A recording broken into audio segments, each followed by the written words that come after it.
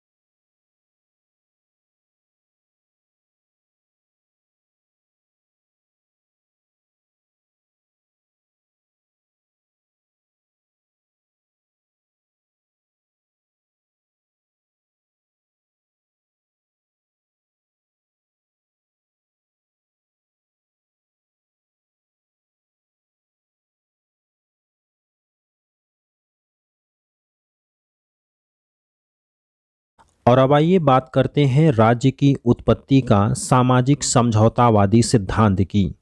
सामाजिक समझौतावादी सिद्धांत दैवीय उत्पत्ति के सिद्धांत के खंडन के परिणाम स्वरूप अस्तित्व में आया। इसका अर्थ है कि राज्य ईश्वर द्वारा निर्मित संगठन नहीं है, बल्कि इसका निर्माण मनुष्यों ने किया है। राज्य एक मानव निर्मित संगठन है। इस सिद्धांत ने लोकतंत्र का रास्ता साफ किया। राज्य की रचना मनुष्यों ने किया, अतः राज्य एक साधन हुआ और व्यक्ति साध्य। इस प्रकार समझौतावादी सिद्धांत ने व्यक्तिवाद की नींव डाली। यह सिद्धांत मानता है कि व्यक्तियों ने राज्य को जिस कार्य के लिए बनाया है उसे उन्हीं कार्यों तक सीमित रहना चाहिए। अतः राज्य एक यंत्र की भांति है, इसलिए इस सिद्धांत को राज्य की उत्पत्ति का यंत्रीय सिद्धांत भी कहा जाता है। समझौतावादी सिद्धांत 17वीं-18वीं शताब्दी में अधिक प्रचलित था, परंतु इसका प्रारंभ यूनान काल में दिखाई पड़ता है। यूनान में सबसे पहले सोफिस्ट विचारकों द्वारा राज्य की उत्पत्ति के सामाजिक समझौतावादी सिद्धांत का प्रतिपादन किया गया। उनके अनुसार राज्य मानव निर्मित संगठन है जिसका उद्देश्य लोगों को अधिक से अधिक सुविधाएं प्रदान करना है। आधुनिक काल में राज्य की उत्पत्ति के सामाजिक समझौतावादी सिद्धांत का प्रतिपादन रिचर्ड हुकर ने किया। रिचर्ड ने कहा कि सम्राट को शक्ति जनता के द्वारा दिया गया है। पुनः रिचर्ड ने कहा कि मनुष्यों की आदिम व्यवस्था अशांतिपूर्ण और संघर्षमय थी, इसलिए समझौते के द्वारा राज्य नामक संस्था की स्थापना की गई। अल्थुसियस ने कहा राज्य और समाज समझौते पर आधारित हैं, जबकि ग्रोसियस ने कहा राज्य एक समझौते का परिणाम है। आधुनिक काल में समझौतावादी सिद्धांत का क्रमबद्ध और व्यवस्थित विवेचन हॉब्स, लॉक और रूसो द्वारा प्रस्तुत किया गया। इसलिए तीनों विचारकों को सामाजिक समझौता सिद्धांत का त्रिमूर्ति कहा जाता है। इसमें हॉब्स का नाम प्रमुख है। अब आइए एक नज़र डालते हैं हॉब्स के सामाजिक समझौता सिद्धांत पर। हॉब्स ने सामाजिक समझौता सिद्धांत का प्रतिपादन अपनी पुस्तक लेवियाथन में किया। लेवियाथन की प्रकाशन तिथि 1651 है। क्लैरेंडन ने लेवियाथन को जला दिया था। हॉब्स ने सर्वप्रथम मानव स्वभाव का चित्रण किया। हॉब्स ने पाया कि राज्य की उत्पत्ति से पूर्व प्राकृतिक अवस्था में मनुष्य स्वार्थी, पाशविक, ईर्ष्यालु, दोषी और अहंकारी था। प्राकृतिक अवस्था अराजकतापूर्ण थी। प्रत्येक मनुष्य एक दूसरे के साथ संघर्ष कर रहा था। मनुष्य सुख में हंसता और दुख में रोता था। जिसकी लाठी उसकी भैंस वाली स्थिति थी। राज्य की उत्पत्ति से पूर्व की अवस्था को प्राकृतिक अवस्था कहा गया। प्राकृतिक अवस्था में व्यक्ति का जीवन और संपत्ति असुरक्षित हो गया। हॉब्स ने कहा प्राकृतिक अवस्था में कानून मौजूद था लेकिन लागू नहीं था। हॉब्स ने प्राकृतिक कानून का मतलब बताया कि दूसरों के साथ वही व्यवहार करना जैसा हम अपने लिए चाहते हैं। हॉब्स ने कहा कि प्रकृति का उचित आदेश ही कानून होता है अथवा प्राकृतिक विधियां बुद्धिमत्ता की विधि हैं।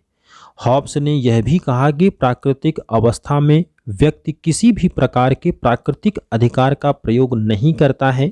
इसी अराजकतापूर्ण अवस्था से ही निकलने के लिए सभी व्यक्तियों ने मिलकर एक समझौता किया जिससे राज्य की उत्पत्ति हो गई। हॉब्स का समझौता एक पक्षीय है क्योंकि इस समझौते में केवल जनता ने भाग लिया और समझौता प्रत्येक व्यक्ति के साथ हुआ था। लोगों ने यह कहते हुए एक दूसरे से समझौता किया कि यदि आप में सभी लोग अपने ऊपर शासन और नियंत्रण का अधिकार संप्रभु को देते हैं तब हम भी ऐसा करने के लिए तैयार हैं। राजा या संप्रभु का जन्म समझौते के परिणाम स्वरूप हुआ, इसलिए राजा समझौतों की शर्तों से नहीं बंधा है। समझौते की शर्त उसके ऊपर लागू नहीं होती। हॉब्स ने कहा सामान्य परिस्थिति में व्यक्ति राज्य या संप्रभु का विरोध नहीं कर सकता, परंतु बौद्धिक आत्मरक्षा के आधार पर व्यक्ति राज्य का विरोध कर सकता है। बौद्धिक आत्मरक्षा का अर्थ है कि जब व्यक्ति के द्वारा जीवन और संपत्ति की सुरक्षा के लिए समझौता किया गया था और यदि राजा व्यक्ति की यह आज्ञा देता है कि उसके द्वारा अपने जीवन और संपत्ति को नष्ट कर दिया जाए, तब व्यक्ति राजा का विरोध कर सकता है। बौद्धिक आत्मरक्षा के आधार पर ही हॉब्स को व्यक्तिवादी विचारक कहा जाता है। हॉब्स ने कहा तलवार के बिना संविदा या समझौता निरर्थक है। हॉब्स ने यह भी कहा कि व्यक्ति के समक्ष केवल दो विकल्प मौजूद हैं, अराजकता और निरंकुशता। इसमें से हॉब्स ने निरंकुशता को श्रेष्ठ माना। समझौता के दौरान व्यक्ति ने अपने समस्त अधिकार राज्य या राजा को सौंप दिया। अब व्यक्ति केवल उसी अधिकार का प्रयोग कर सकता था जो राजा ने व्यक्ति को दिया है। हॉब्स ने निरंकुश संप्रभुता का समर्थन किया। हॉब्स ने सामाजिक समझौता सिद्धांत की व्याख्या करते हुए राज्य और सरकार में कोई अंतर नहीं किया है। अगर हम लोग इसकी आलोचना की बात करें तो हॉब्स के सामाजिक समझौतावादी सिद्धांत की निम्नलिखित आधारों पर आलोचना की जा सकती है। हॉब्स ने मानव स्वभाव का एकांगी चित्रण किया, क्योंकि मनुष्य हमेशा स्वार्थी पार्श्विक प्रवृत्ति वाला ही नहीं होता। वाहन ने हॉब्स के सामाजिक समझौता सिद्धांत को पूर्णतः काल्पनिक और अनैतिहासिक बताया। क्लैरेंडन ने कहा कि हमने अब तक ऐसी कोई पुस्तक नहीं पढ़ी जिसमें इतना राजद्रोह, विश्वासघात और धर्मद्रोह भरा हो जितना कि लेवियाथन में भरा है। बिलोबी ने कहा राज्य और सरकार में अंतर न करना उसकी सबसे बड़ी भूल थी।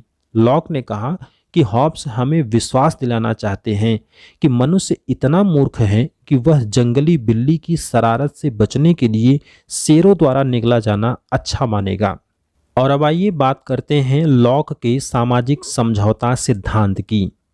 लॉक ने सामाजिक समझौता सिद्धांत का प्रतिपादन अपनी पुस्तक two treatise on civil government यानी शासन पर 2 निबंध के अंतर्गत किया है। इस पुस्तक का प्रतिपादन 1689 ईस्वी में किया गया।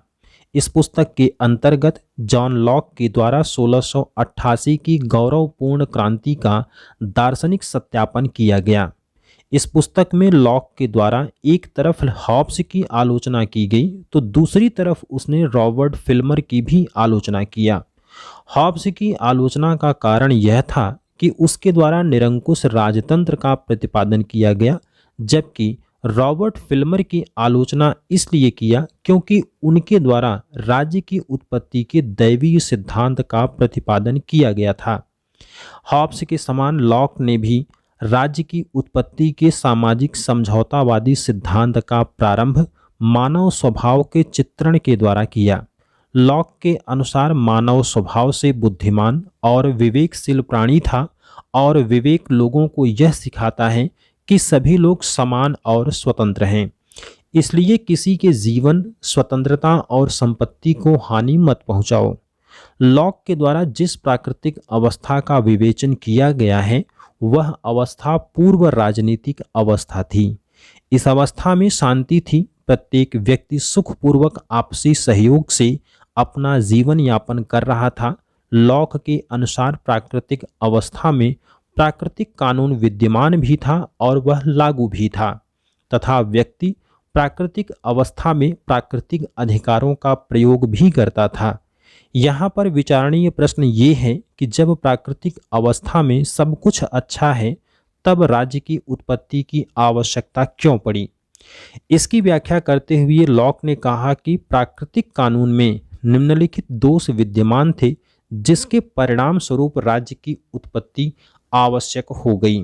पहला था प्राकृतिक कानून एक अस्पष्ट कानून था। दूसरा था प्राकृतिक कानून एक बौद्धिक कानून था और प्रत्येक व्यक्ति में बुद्धि का स्तर अलग अलग होता है, इसलिए प्रत्येक व्यक्ति इसकी व्याख्या अपने अपने हितों के लिए करना शुरू कर दिया, जिसके परिणाम स्वरूप प्राकृतिक कानून के विषय पर विरोधाभास उत्पन्न हो गया। प्राकृतिक कानून की स्पष्ट व्याख्या करने के लिए कोई सर्वमान्य सरकार नहीं थी, जैसे विधायिका, कार्यपालिका और न्यायपालिका। लॉक के द्वारा राज्य की उत्पत्ति के कारण को और अधिक स्पष्ट करने के लिए प्राकृतिक अधिकार के सिद्धांत की व्याख्या की गई।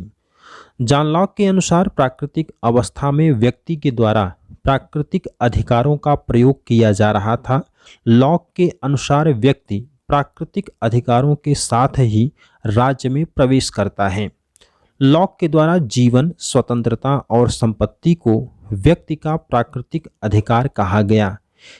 इन तीनों अधिकारों में लॉक ने संपत्ति के अधिकार को सर्वाधिक महत्वपूर्ण माना है। संपत्ति की व्याख्या करने के लिए लॉक के द्वारा सर्वप्रथम श्रम सिद्धांत का प्रतिपादन किया गया। श्रम का अर्थ है कि वस्तु के ऊपर जब किसी व्यक्ति के द्वारा अपना श्रम लगा दिया जाता है तब वह वस्तु उसकी संपत्ति बन जाती है। लॉक के द्वारा प्रारंभ में कहा गया कि प्रत्येक व्यक्ति के द्वारा केवल उतनी ही संपत्ति का आयोजन किया जाना चाहिए जितनी संपत्ति उसके भरण पोषण के लिए आवश्यक है। शेष संपत्ति को उसे अन्य लोगों के लिए भी छोड़ देना चाहिए। एक व्यक्ति के द्वारा स्वयं के श्रम से अर्जित संपत्ति पर भी व्यक्ति का अधिकार होता है। बाद में लॉक के द्वारा इन शर्तों को हटा लिया गया, जिसके चलते शक्तिशाली व्यक्तियों ने अधिक से अधिक संपत्ति को अर्जित कर लिया, जबकि जो लोग कमजोर थे उनके हाथ में कुछ भी नहीं आया। जिसके पास अधिक संपत्ति थी उसने संपत्ति की रक्षा के लिए, जिसके पास कोई संपत्ति नहीं थी उसने सोचा कि राज्य की उत्पत्ति के बाद कुछ न कुछ अवश्य प्राप्त हो जाएगा, इसलिए आपस में समझौता किया और राज्य की उत्पत्ति हो गई। जॉन लॉक के द्वारा दो प्रकार के समझौते की बात की गई, जिसमें पहला है सामाजिक समझौता।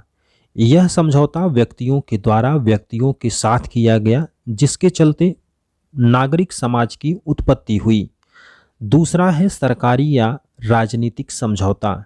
यह समझौता जनता और शासक के बीच हुआ और इस समझौते से राज्य की उत्पत्ति हुई।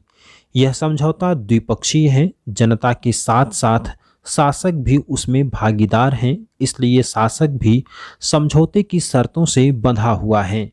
जॉन लॉक ने इसलिए कहा कि राज्य जनशक्ति पर आधारित एक संगठन है, इसलिए लॉक ने राज्य के लिए ट्रस्ट शब्द का प्रयोग किया है। यदि राज्य व्यक्ति के प्राकृतिक अधिकारों की रक्षा करने में असमर्थ होता है तो व्यक्ति के द्वारा राज्य का विरोध किया जा सकता है। लॉक ने इसे व्यक्ति के क्रांति के अधिकार के नाम से संबोधित किया। लॉक के द्वारा राज्य एवं सरकार में अंतर स्थापित किया गया। जॉन लॉक के द्वारा सरकार के 3 अंगों में विधायिका को सरकार का श्रेष्ठ अंग माना गया और लॉक के द्वारा प्रतिनिधि लोकतंत्र का समर्थन किया गया है। अतः लॉक बड़े राज्य का समर्थक है, जबकि हॉब्स ने कहा था कि बड़े राज्य की अपेक्षा छोटा राज्य अधिक बलवान होता है। छोटे राज्य की वकालत टॉकविल ने भी किया है। ट्राटस्की ने छोटे राज्य का विरोध किया और कहा कि छोटे राज्य का विचार हास्यास्पद है। जॉन लॉक के द्वारा सरकार के 3 अंगों में विधायिका को सरकार का सर्वश्रेष्ठ अंग माना गया और इन्होंने प्रतिनिधि लोकतंत्र का समर्थन किया। लॉक बड़े राज्य का समर्थक है, जबकि हॉब्स ने कहा था कि बड़े राज्य की अपेक्षा छोटा राज्य अधिक बलवान होता है। राज्य शक्ति का प्रतिरूप है, इसलिए छोटे राज्य का विचार करना पाप के समान है। जॉन लॉक के द्वारा सीमित संप्रभुता का समर्थन करते हुए संप्रभुता के स्थान पर सर्वोच्च शक्ति शब्द का प्रयोग किया गया। जॉन लॉक के द्वारा प्रतिपादित राज्य की उत्पत्ति के सामाजिक समझौता सिद्धांत की आलोचना भी होती है, जिसके पीछे निम्नलिखित तर्क दिए गए। जॉन लॉक का दृष्टिकोण एकांगी है, क्योंकि मनुष्य को जितना विवेकशील और बुद्धिमान प्राणी बताया है वैसा संभव नहीं है, और प्राकृतिक अवस्था का जैसा शांतिपूर्ण चित्रण लॉक के द्वारा किया गया वह चित्रण वर्तमान से भी अधिक नैतिक दिखाई पड़ता है। लॉक ने प्राकृतिक अधिकार को सर्वाधिक महत्वपूर्ण माना है, जबकि राज्य की उत्पत्ति और मान्यता के बिना राज्य अस्तित्व में नहीं आ सकता। लॉक के द्वारा राज्य की व्याख्या एक यंत्र के रूप में की गई, जिससे नैतिकता के सिद्धांत की उपेक्षा हो गई। लॉक ने कहा कि व्यक्ति सरकार का विरोध कर सकता है, इसके चलते सरकार के विरुद्ध विद्रोह की संभावना सदैव बनी रहती है। इससे सरकार का स्वरूप सदैव अस्थिर रहेगा। और अब बात करते हैं रूसों के सामाजिक समझौता सिद्धांत की। राज्य की उत्पत्ति के सामाजिक समझौता सिद्धांत के तीसरे प्रतिपादक रूसो हैं। रूसो के द्वारा राज्य की उत्पत्ति की व्याख्या करते हुए सबसे पहले मानव स्वभाव का चित्रण किया गया है और उसके अनुसार मानव एक आदर्श बर्बर प्राणी है। इसमें आदर्श का अर्थ अच्छा और बर्बर का अर्थ है जो आधुनिक सभ्यता से दूर है। रूसो के द्वारा राज्य की उत्पत्ति की व्याख्या अपनी पुस्तक सोशल कॉन्ट्रैक्ट के अंतर्गत किया गया। सामाजिक समझौता सिद्धांत की व्याख्या करते हुए रूसो के द्वारा प्राकृतिक अवस्था के 3 चरण बताए गए। प्रथम चरण, रूसो के अनुसार प्राकृतिक अवस्था शांतिपूर्ण अवस्था थी जिसमें प्रत्येक व्यक्ति अपनी सहज भावना और अंतःकरण के अनुसार जीवन यापन करता था। इस अवस्था में व्यक्ति का जीवन प्रकृति पर आधारित था। प्रकृति प्रदत्त वस्तुओं से वह अपनी जीविका चलाता था। कोई आवश्यकता नहीं थी, इसलिए किसी भी प्रकार के संबंध का भी निर्माण नहीं हो पाया। इस अवस्था में तेरे मेरे की भावना का विकास नहीं हुआ था। रूसो ने कहा कि प्रकृति की तरफ लौट चलो और मुझे मेरा भोलापन वापस कर दो। दूसरे चरण की बात करें तो दूसरे चरण में प्राकृतिक अवस्था का दूसरा चरण जनसंख्या वृद्धि के कारण प्रकृति प्रदत्त वस्तुओं जीविका चलाने में असमर्थ हो गई, जिसके चलते कृषि का प्रचलन हुआ और भूमि के रूप में संपत्ति का जन्म हुआ। रूसो के अनुसार संपत्ति रूपी सर्प ने समाज में जन्म लिया और समाज की शांति काफूर हो गई। लेकिन इस चरण में संपत्ति का समाज के ऊपर कोई नकारात्मक प्रभाव नहीं पड़ा। जबकि तीसरे चरण की बात करें तो प्राकृतिक अवस्था के तीसरे चरण में संपत्ति का नकारात्मक प्रभाव दिखाई पड़ने लगा। संपत्ति की प्रतिस्पर्धा होने लगी।